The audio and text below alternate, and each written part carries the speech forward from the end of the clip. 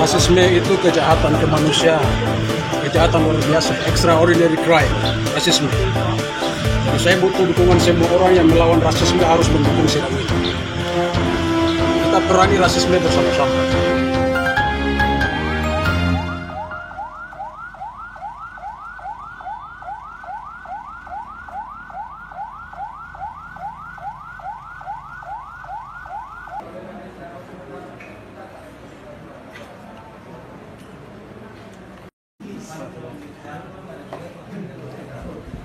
Baru saja kami selesai sidang klien kami Victor Kemo dengan agenda tuntutan.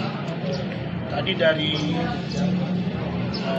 apa yang dibacakan oleh saudara jaksa penuntut umum dalam tuntutannya, sebelumnya memang saudara jaksa menuntut atau mendakwa klien kami dengan 4 dakwaan. Dari 4 dakwaan tersebut, pertama itu melanggar pasal 106 KUHP junto 55, yang berikutnya pasal 110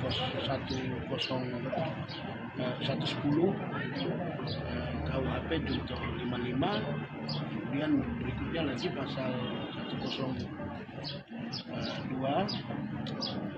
KUHP junto 55, dan yang berikutnya 160 KUHP junto 55. Dari 4 dakwaan tersebut, rupanya saudara jaksa hanya menggunakan 1 dakwaan, yaitu dakwaan pertama yang terkait 106 KUHP junto 55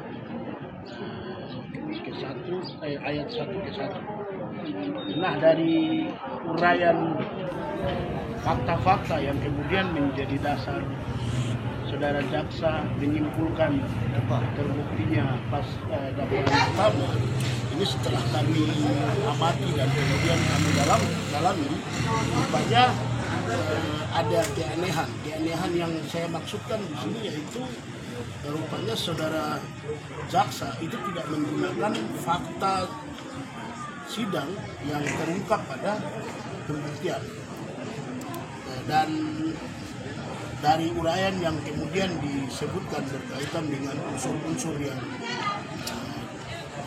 pada pasal 106 untuk pasal 55 itu mayoritas diambil dari keterangan dalam berkas perkara sebelumnya. Sementara fakta sidang itu dia tidak menguraikan secara banyak.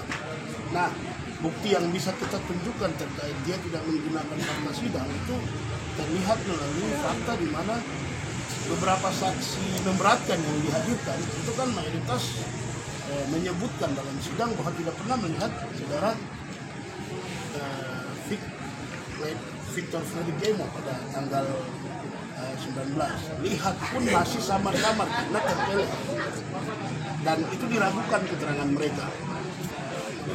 Nah, di atas itu kemudian saksi-saksi ini itu juga tidak pernah melihat saudara Victor melakukan pernyataan di video.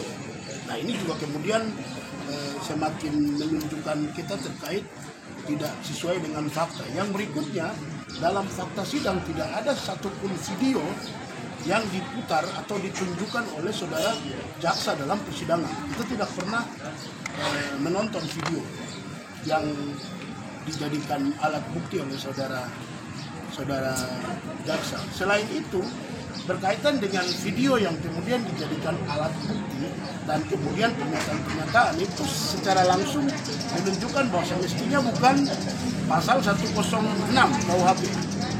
Semestinya dia gunakan undang-undang informasi dan telekomunikasi elektronik atau undang-undang ITE, karena itu basisnya pada bukti elektronik. Dan bukti yang disebutkan ini juga kemudian diragukan karena kita tidak pernah lihat ada ahli cyber atau bahkan dari penyidik bagian cyber yang dihadirkan sebagai saksi untuk menjelaskan bukti yang maksudkan. Nah, di sini kemudian semakin menunjukkan bahwa si jaksa dalam kesimpulan dia berkaitan dengan terbuktinya pasal dakwaan utama ini benar-benar tidak sesuai dengan fakta dan terkesan mengada-ngada. Ini kemudian menjadi sebuah fakta yang sangat miris. Kenapa saya katakan miris? Hanya untuk tuntutan ini kita tunggu sampai kurang lebih 2 minggu. Tunda sampai dua kali ditunda. Masa tunda sampai 2 kali, kemudian rumusan tuntutannya tidak menggunakan fakta sidang. Semestinya kan waktunya sangat banyak untuk kemudian dia uraikan fakta sidang secara maksimal. Yang terakhir, keanehan lagi yaitu dia tidak memasukkan saksi meringankan yang kita hadirkan. Bahkan dia tidak memasukkan keterangan-keterangan dari ahli yang kita hadirkan. Nah, terus dia bicara fakta yang mana? Ini kan kesannya kayak jaksa ini ada di lapangan, kemudian main tebak-tebak, kemudian menyimpulkan kalau terbukti pasal ini. Yang paling sangat tidak masuk akal lagi dalam tuntutan itu, dia menyebutkan sebuah organisasi itu adalah organisasi separatis.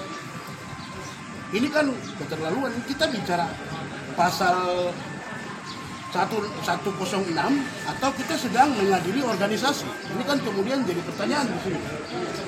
Ini menunjukkan bahwa banyak aturan yang kemudian digabungkan jadi satu dan kesannya ingin mencari-cari alasan untuk memberat-beratkan. Padahal kan secara undang-undang kalau bicara organisasi ada undang-undang ormas, ada mekanismenya.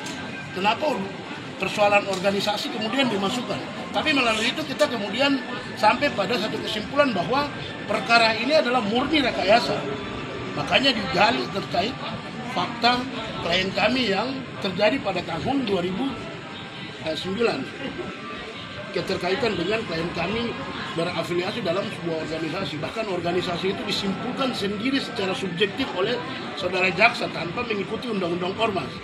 Ini yang saya pikir sudah tidak sesuai fakta dan menunjukkan ketidakprofesionalan saudara jaksa dalam membuat tuntutan padahal waktunya sangat lama. Begitu. Nah, atas tuntutan tadi yang sangat banyak keanehan itu, kami dari kuasa hukum sudah bersepakat untuk kemudian akan menjawab secara tertulis pledoinya dan juga klien kami juga akan buat secara tertulis dan klien kami sendiri akan bacakan, kemudian kami juga akan bacakan. Dan waktu untuk membacakan pledoi itu pada hari Selasa tanggal 2 Mei 2023.